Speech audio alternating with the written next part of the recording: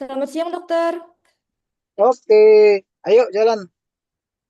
Ya, izin dokter. Selamat siang, dokter Yan. Selamat siang, Mas Mbak sekalian. Hari ini saya akan membacakan bacaan divisi saya yang berjudul Enhanced Recovery After Cardiac Surgery. Ya.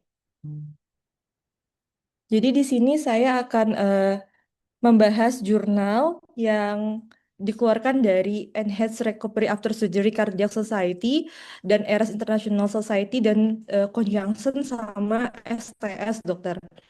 Di sini dari outline-nya saya akan membahas tentang preoperatif process measure, intraoperatif, postoperatif, dan ada juga di multifase. Jadi dia eh, ada tata laksana di setiap di preop dia ada, intraop dan juga postop dia ada.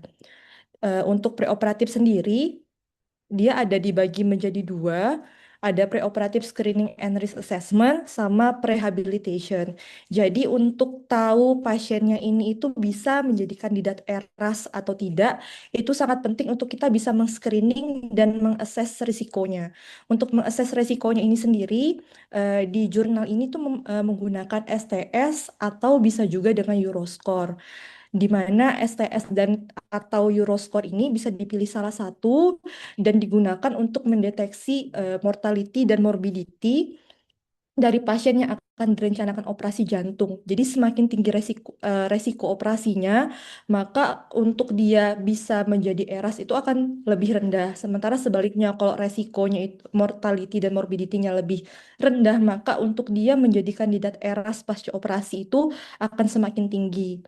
Nah, selain dua kuesioner ini yang emang udah sering kita dengar, ternyata juga eh, pasien operasi jantung atau pembedahan jantung itu dikatakan pada jurnal ini kait eratannya dengan OPSA atau obstructive sleep apnea. Jadi ada salah satu kuesioner yang namanya stop bank ini di mana dia itu mengakses OPSA pada pasien bedah jantung, di mana ternyata OPSA ini memiliki hubungan untuk menyebabkan beberapa komplikasi pasca operasi seperti POAF, kemudian komplikasi paru ataupun delirium, sehingga keluarlah kuesioner ini.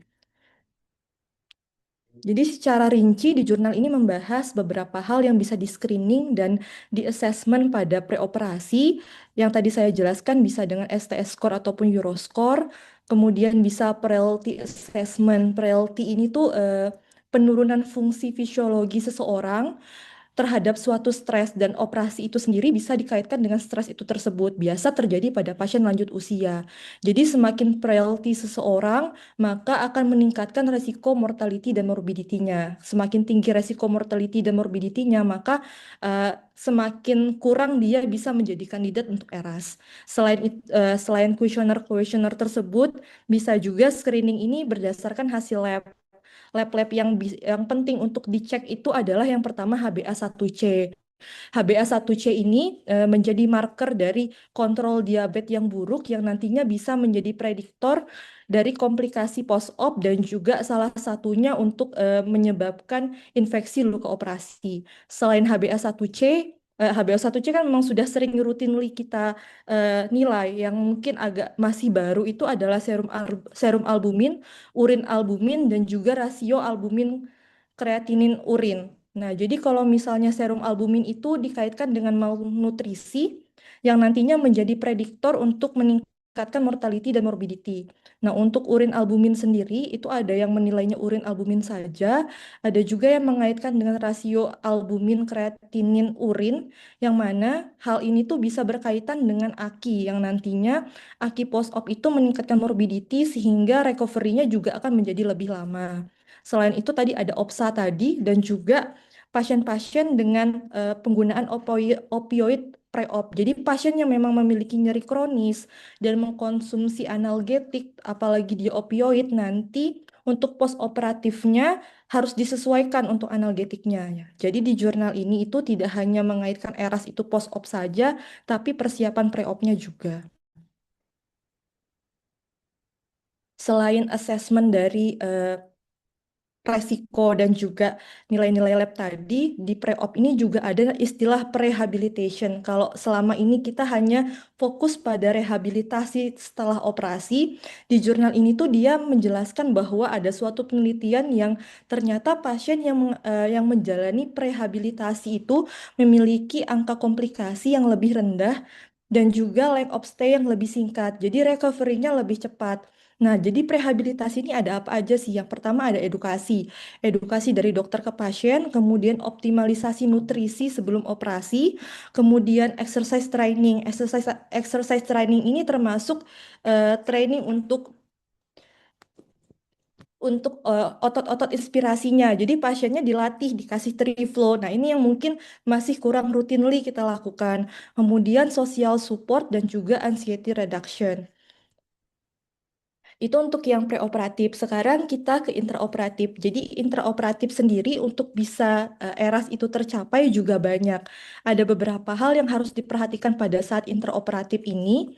Yang pertama penggunaan TEE. Penggunaan TEE ini sangat penting untuk menurunkan angka reoperasi dan juga mortality pada pasien post-op jantung, di mana terutama pada pasien-pasien katup dan juga kelainan kongenital, dia itu bisa secara real life untuk menentukan apakah repair pada operasi jantung itu sudah cukup atau belum, yang nantinya outcome-nya bisa mengurangi reoperasi dan juga morbidity maupun mortality.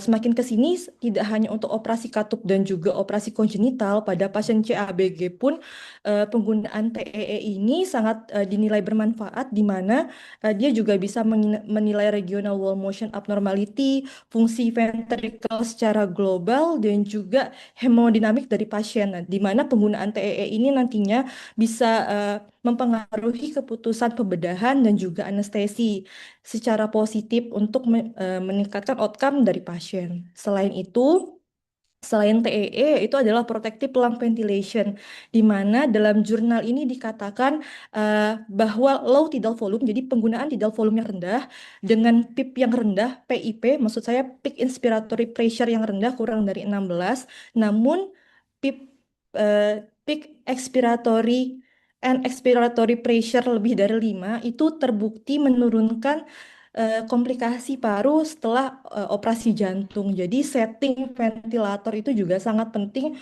untuk nanti outcome pasien pasca operasi bisa recovery secara cepat atau tidak. Kemudian setelah itu penggunaan pulmonary artery catheter. Nah, di sini dikatakan penggunaan pulmonary artery catheter ini malah memperlambat penyembuhan pasiennya. Istilahnya itu memperlambat recovery-nya dan memperpanjang length of stay-nya pada pasien-pasien low risk. Jadi pada pasien yang low risk yang kurang dari 75 tahun, fungsi ventrikelnya baik dan juga memang tidak ada kaitannya dengan penyakit katup, penggunaan pulmonary artery catheter seperti PA line ataupun Swan Ganz ini hanya meningkatkan intervensi dan meningkatkan lama durasi rawat inap tanpa mempengaruhi morbidity ataupun mortality. Jadi di jurnal itu dia menekankan malah sebaiknya tidak usah digunakan kecuali pasiennya memang high risk, dan itu pun pada pasien high risk dikatakan bahwa tidak ada perbedaan signifikan dia mempengaruhi angka mortality dan juga morbidity. Selain itu, penting juga untuk monitoring central nervous system dengan eh, mengatur dari blood product transfusion, kemudian oksigenasi dan juga titrasi vasopresor.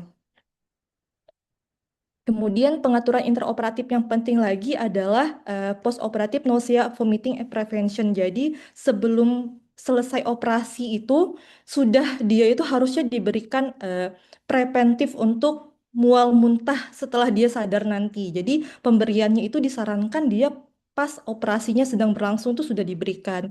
Di mana dia ada sistem scoringnya ini. Pasien-pasien yang beresiko mengalami VONV atau post-operative nausea vomiting itu adalah wanita, tidak merokok, kemudian memiliki riwayat dan motion sickness, dan juga nanti pasca pasca operatifnya kita menggunakan opioid itu memiliki resiko untuk mual muntah. Nah, di mana penanganan mual muntah ini dikatakan sama pentingnya seperti kontrol nyeri pada pasien postoperasi. Jadi percuma kalau postoperasinya itu tidak nyeri tapi mual muntahnya tidak teratasi. Kalau resikonya satu, kita cukup memberikan satu antiemetik saja.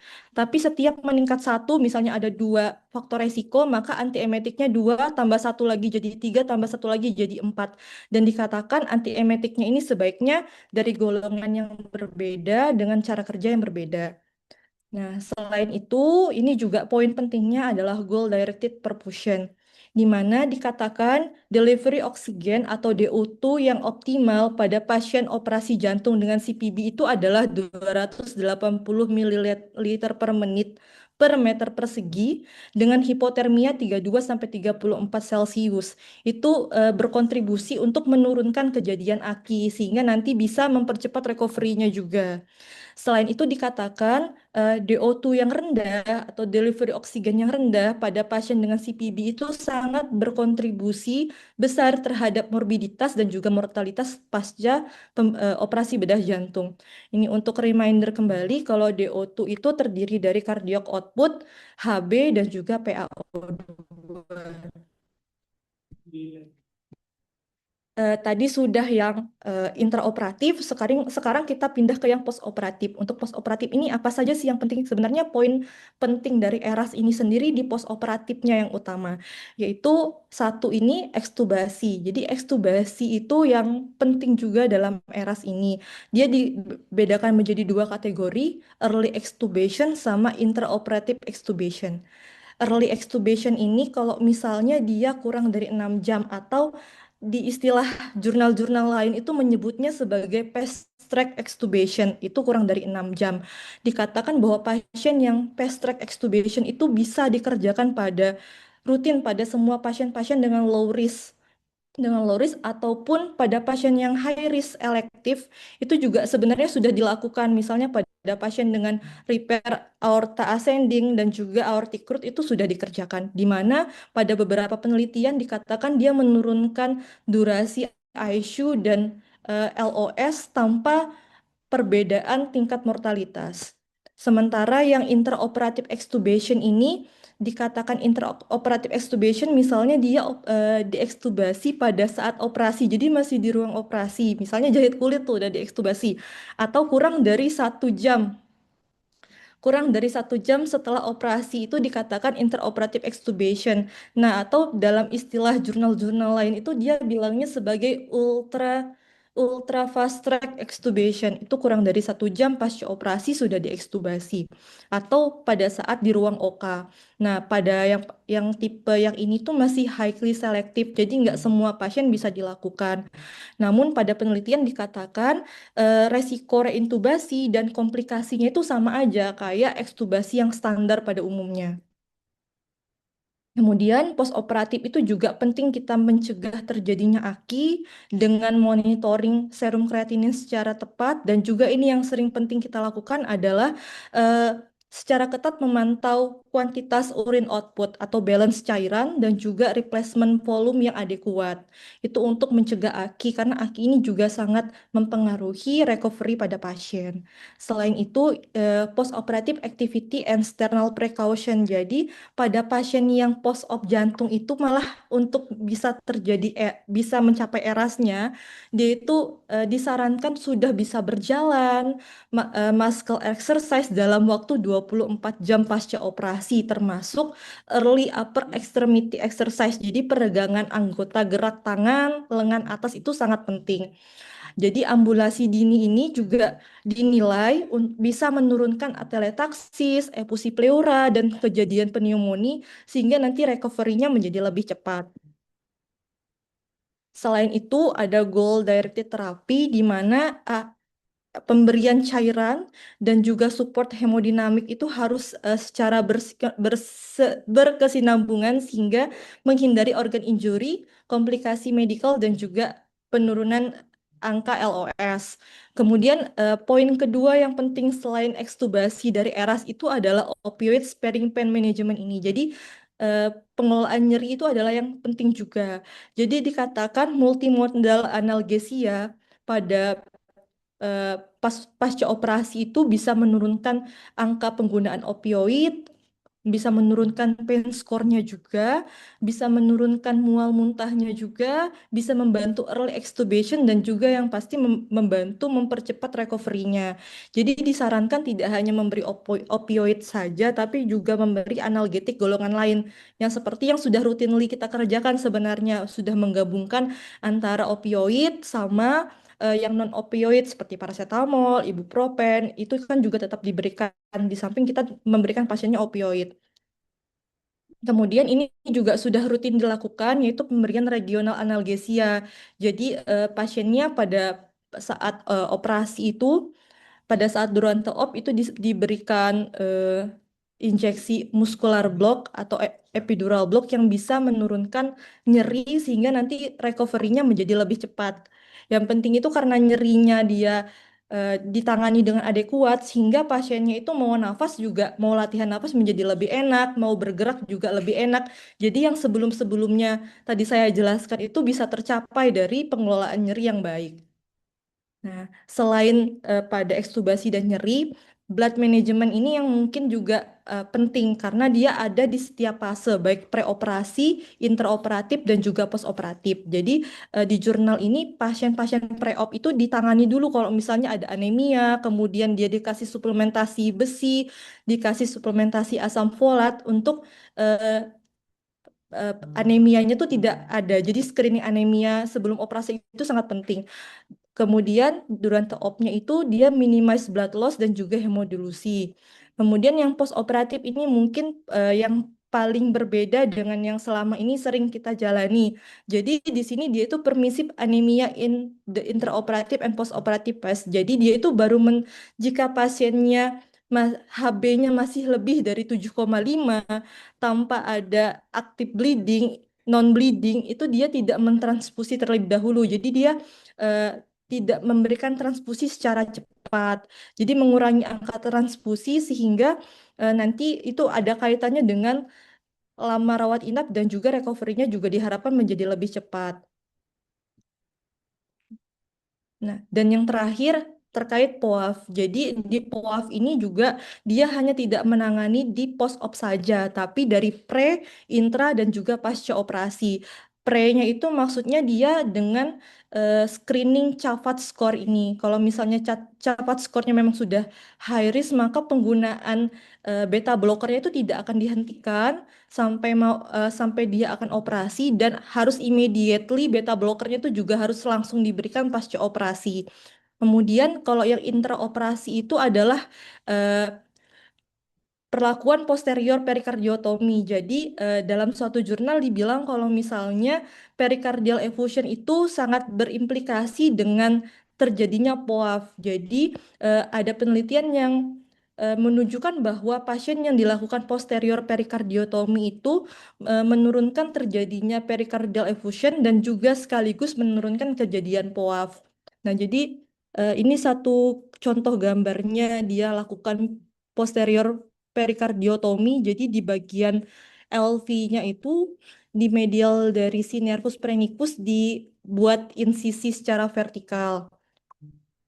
Kemudian selain intraoperatif, tata laksana POAF-nya juga bisa yang post-operatif dengan sesegera mungkin memberikan beta blocker dan juga memberikan agen anti-inflamatori karena beberapa penelitian menjelaskan bahwa POAF ini juga bisa terjadi karena terjadinya proses inflamasi. Jadi pemberian anti-inflamatori seperti kortikosteroid, N-asetilcysteine, PUVA ataupun vitamin itu bisa mengurangi kejadian POAF. Take home message-nya jadi untuk ERAS ini sendiri tidak hanya bisa kita capai dengan intraoperatif saja atau postoperatif saja, tapi dari preoperatif, screening pasiennya bagaimana, optimalisasi nutrisi pasiennya, exercise pasiennya, kemudian intraoperatifnya juga banyak hal-hal yang harus diperhatikan agar postoperatifnya pasiennya ini bisa recovery dengan cepat dengan cara early extubasi, early mobilisasi, dan juga penggunaan analgetik yang adekuat. Overall message-nya, ERAS pada cardiac surgery ini tidak hanya suatu single intervensi, jadi tidak bisa satu hal saja, tapi suatu koordinasi beberapa sistem dari perioperatif, baik itu pre, intra, ataupun post. Sekian, terima kasih dokter, mohon koreksinya. Oke, baik. Terima kasih kita. Oke, kita eh, buka pertanyaan ya. Silakan. Siapa yang mau bertanya? Jadi tadi ada beberapa poin ya yang perlu kalian pelajari. Bagaimana mengenai ERAS. Ya, intinya adalah mempercepat mobilisasi pasien dan memperpendek loss ya, length of stay pasca operasi jantung. Oke, berikutnya ya, silakan. Pertanyaan siapa yang mau bertanya?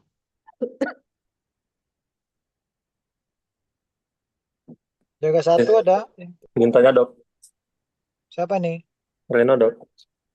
Reno. Oke, Reno. Apa mau bertanya apa? Nah tadi kan dijelaskan ada apa ekstubasi targetnya ada early sama ultra early ya kalau nggak salah. Nah, sebenarnya pemilihan pasien itu eh, pasien ini bisa di early extub dan bisa oh nih kadang juga beberapa center extubnya di OK dok. Nah pemilihan pasiennya itu gimana? Dan sebenarnya ada ini nggak ada outcome dari ini early extube sama late extube karena beberapa anestesi sentra juga memilih oh ini nanti extube-nya 1 hari aja ini extube-nya di OK bisa ini itu pemilihannya gimana dan outcome buat pasiennya itu gimana sih untuk erasnya. Terima kasih dok.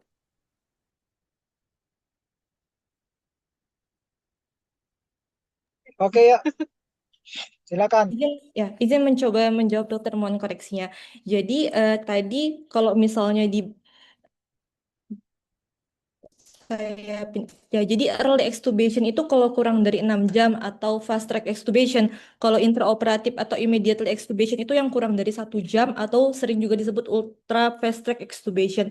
Nah, kalau di sini dia menjelaskan early extubation itu bisa dilakukan pada semua pasien low risk. Jadi low risk-nya itu mungkin bisa dinilai dari preoperatif pun sudah bisa dinilai dari Euroscore-nya termasuk yang low risk, immediate risk, atau high risk. Setahu saya kalau low risk itu kalau dia kurang dari 4 scoringnya, kalau misalnya yang high risk itu kalau lebih dari 8, immediate itu yang 4 sampai 8. Tapi ada beberapa jurnal di sini dia juga mengatakan kalau dari perkembangannya pasien high risk pun seperti dia ada keterlibatan aorta itu sudah bisa dilakukan early extubation, dokter. Sementara yang intraoperative extubation atau yang immediately kurang dari 1 jam atau di OK itu dia masih selektif, masih highly selektif hanya pada pasien yang low risk cardiac surgery saja.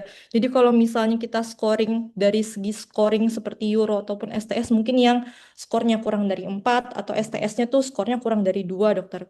Mohon koreksinya, dokter. Gimana Reno? Ya dok cuma kan beberapa center ada yang alirannya 1 hari aja di observasi besoknya di extube sebenarnya eh, tujuannya itu apa sih apakah ada pengaruh terhadap post operatifnya atau gimana. S1-nya masih ada juga sekarang. Ya, izin dokter.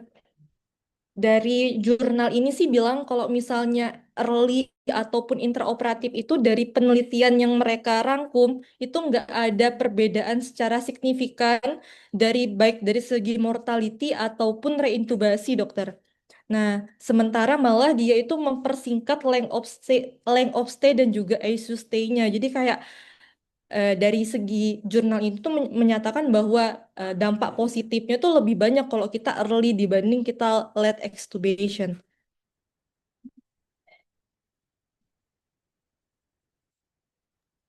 Oke, jadi eh, baca nanti ada baca fast track extubation protocol. Ya, jadi fast track extubation extubasi protokol itu kan banyak itu. Yang pertama adalah kalau kita dalam bedah jantung CPB time, ya. Nanti baca itu ada tuh. Jadi CPB time-nya berapa? Ya rata-rata tidak boleh dari berapa? 200 atau tapi rata-rata 80 menit. Cross climb time-nya berapa? Nah, itu ada kriterianya. Kemudian laktatnya setelah selesai operasi itu berapa? Ada ya. Kemudian ada AUC metriknya gimana? Itu ada. Nanti dibaca ya. Ada namanya fast track extubation. Nah, inti dari semuanya ERAS itu namanya aja early recovery. Nah, tentu saja inti awalnya pertama adalah fast track extubasi. Jadi kan nggak mungkin lagi memenuhi ERAS kalau extubasinya 3 hari gitu. Udah nggak mungkin lagi gitu ya. Tapi kalau misalnya eh, cepat, di sini kurang dari 6 jam. Ya. Nah, apakah bisa langsung di OK?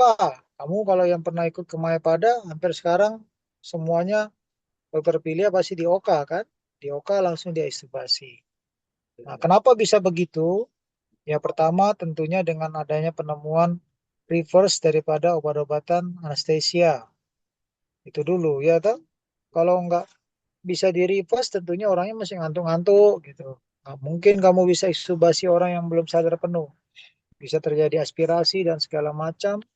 Bisa terjadi apa namanya drop tongue itu lidahnya terdorong ke belakang jadi obstruksi segala macam. Yang kedua dengan ditemukannya atau model blok ya, blok interkostal. Blok interkostal mempercepat ekstubasi karena orang tidak nyeri kan begitu ya. Yang kita tahu adalah salah satu nyeri pada sternum ataupun bukan hanya sternum sebenarnya ya. Torakotomi juga bisa membuat nyeri orang dan takut untuk napas ya. Jadi jangan berpikiran blok itu hanya butuh untuk orang sternum, sternotomi. Enggak. Ya, jadi semua itu berperan gitu loh. Obatan reverse, blok interkostal, itu semuanya berpengaruh. Nah, jadi tergantung ada orang yang lama. Nah, ini yang perlu dipercermati. Kalau orang yang sudah baik-baik, sadar baik, kemudian lama-lama diintubasi ya, lama-lama bisa nggak nyaman, orangnya agitasi, marah-marah segala macam.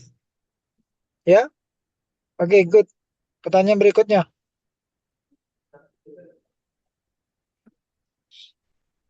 apa pertanyaannya?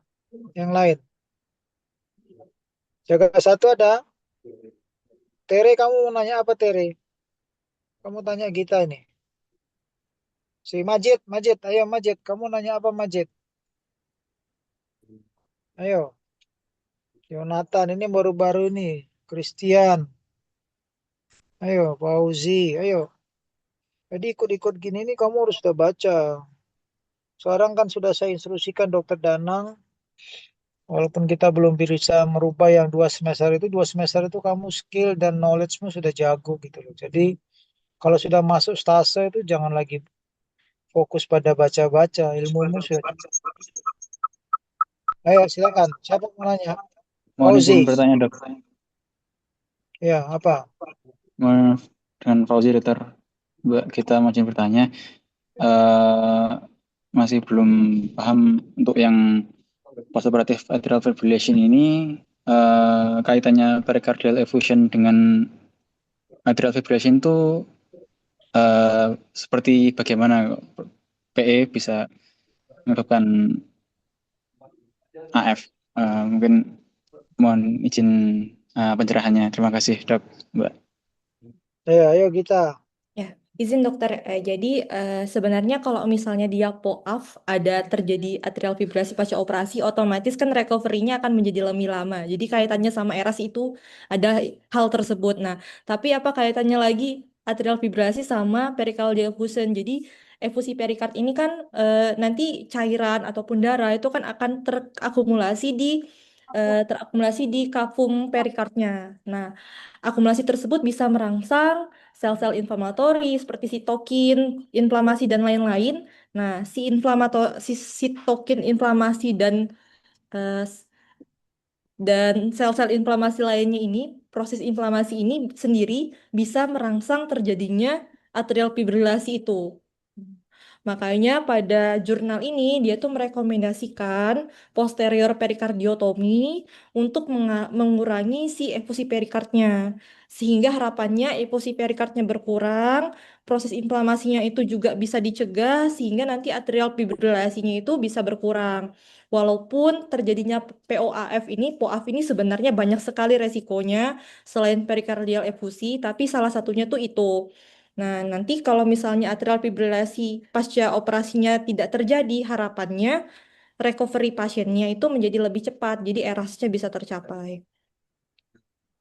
Oke, gimana Fauzi?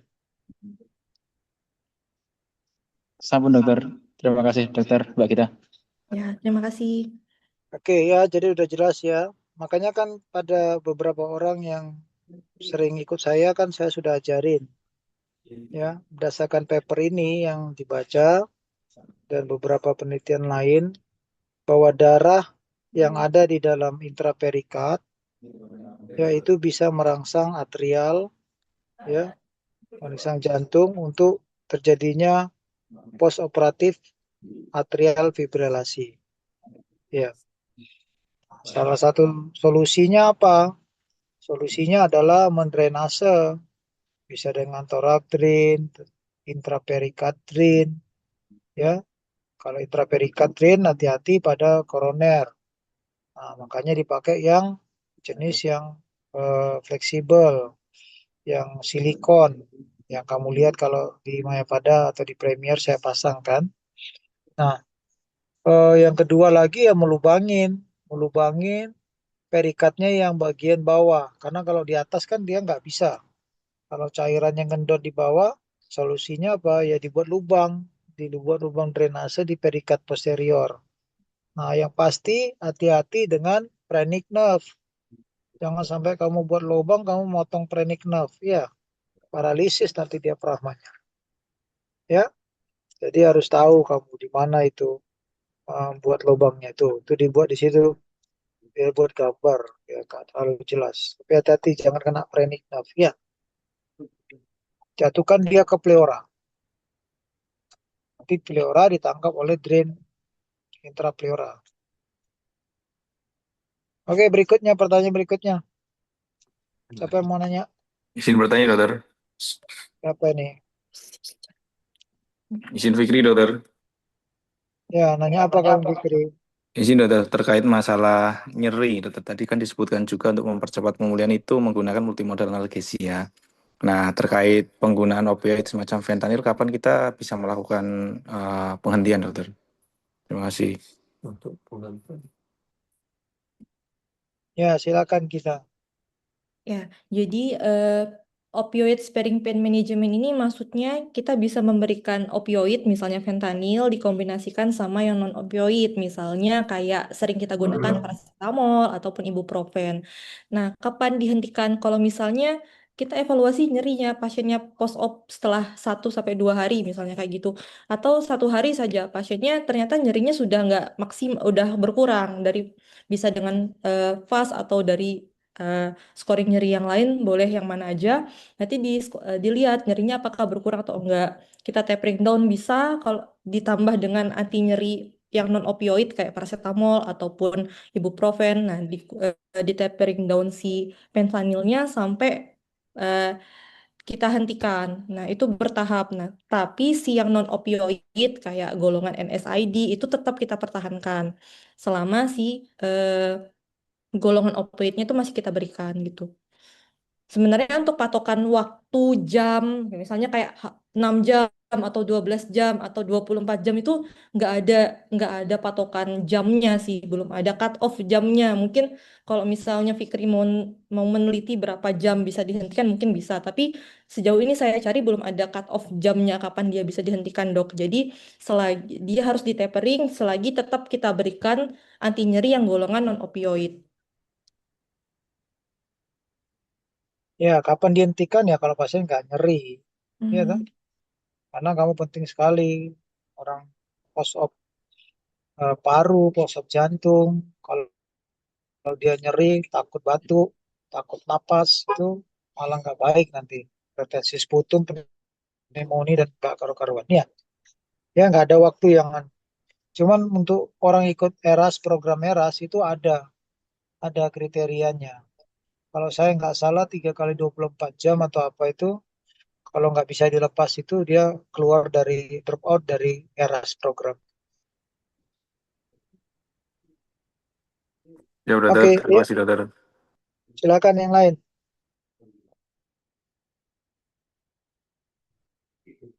Siapa yang nanya ini? Banyak ini yang harusnya bertanya ini mengenai ERAS. Yang apa yang kalian lihat sudah lihat gitu loh. Sekarang kan di Stomo kan hampir rata-rata juga anestesinya kan ekstubasi, early ekstubasi lah. Ya, ada yang nggak berani, besoknya baru diekstubasi.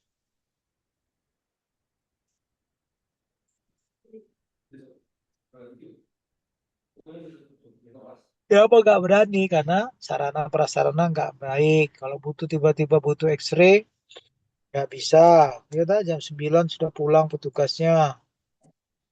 Nah, ya begitu-begitu. Periksa labnya lama. Itu memperhambat atau memperlama. Kalau di swasta kan semuanya udah jelas. Oke, berikutnya apa lagi? Ada pertanyaan? Kalau nggak ada pertanyaan, sudah oke. Coba tanya lagi satu, Dok. Apa? Bagaimana pasien yang high risk dengan usia yang tua, habis itu dengan low EF, dengan apa koroner yang kurang baik, apakah tetap kita pakai ERAS ini di pasien tersebut, Dok? Ya, silakan kita. Terima kasih, Dok. Ya, izin dokter. Sebenarnya kalau dari yang saya baca sih dia termasuk high risk dok. Jadi tidak sebenarnya dari awal mungkin tidak direncanakan buat ERAS. Karena kan dari jurnalnya ini sendiri itu sudah memasukkan Euroscore sama STS score ini untuk screening seberapa beresikonya dia dan dari segi usia, LV function dan juga jenis operasinya itu merupakan indikator dia ini beresiko atau enggak. Yang nantinya semakin dia beresiko, maka untuk dia menjadi kandidat ERAS itu akan menjadi lebih rendah, dok. Jadi mungkin dari awal itu sudah tidak direkomendasikan untuk dilakukan ERAS. Mohon koreksinya, dokter. Iya, benar. Jadi kalau orang yang dengan high risk itu jadi masukkan ERAS, Reno. Kecuali kamu Siap, mau Dok. 24 jam nungguin di ICU. Jadi kalau intubasi, reintubasi. Ya, toh? Nanti kalau tiba-tiba menurun, pasang YBP. Nah, itu jangan. Tapi kalau nggak ideal, nggak usah. Kita perlu kontrol everything sebelum dia apa namanya pasca inflamasinya reda dan segala macam. Oke, Siap, Dok. berikutnya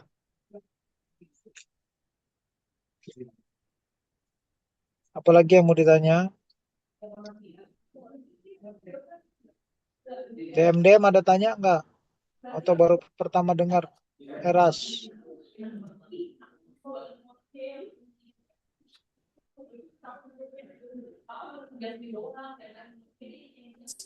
Nggak ada. Abed nggak nanya. Tere, kenapa kamu nanya, Tere? Tanya apa, Tere? Kamu kok ngelihat ke layar gitu? Mau nanya? Enggak Tanya, dok, tanya, Tere. masih diskusi di VK juga dok. Mengenai Oh, usia. diskusi aja, jawab aja. Apa? Coba diskusi kalian apa? Enggak dok, Sampaikan. rame-rame dok di sini dok. Rame-rame. Sama-sama dengarkan bacaan kita dokter. Waduh. Oh, kita di sampingnya kamu dengerin rame-rame gitu. Iya dok. Kamu kan Beda berada bloknya, pada dok. ruang. Enggak lah, itu kan temboknya sama. Saya di belakang, dok. Sama Mbak Nelly lagi belajar, dokter. Beda. Oh, Nelly belajar. Ini dok, Mbak Nelly lagi belajar, dokter. Oh, jangan diganggu dia ya. Dia mau jadi juara 1 kok ini sekali ini ujian. Kenapa? Pokoknya yang pos chip bulan depan semua saya karantina di RSUA, tiap hari dikasih telur, susu, roti. Ya, kalau nggak jauh juara disuruh ngasih makan angsa di depan itu setahun. Siap, dokter. Ya, oke dah. Kalau nggak ada, ya kita akhiri. Applause dulu untuk kita. Terima kasih, dokter. Ya, terima kasih. Ya, kembali aktivitas ya. Kalau sudah nggak ada kerjaan, nggak usah muter-muter. Reno, kalau anu kamu pulang belajar, nggak usah seliuran sana sini. Oke, ya sudah saya akhiri ya. Ya, terima kasih, dokter. Terima kasih, dokter.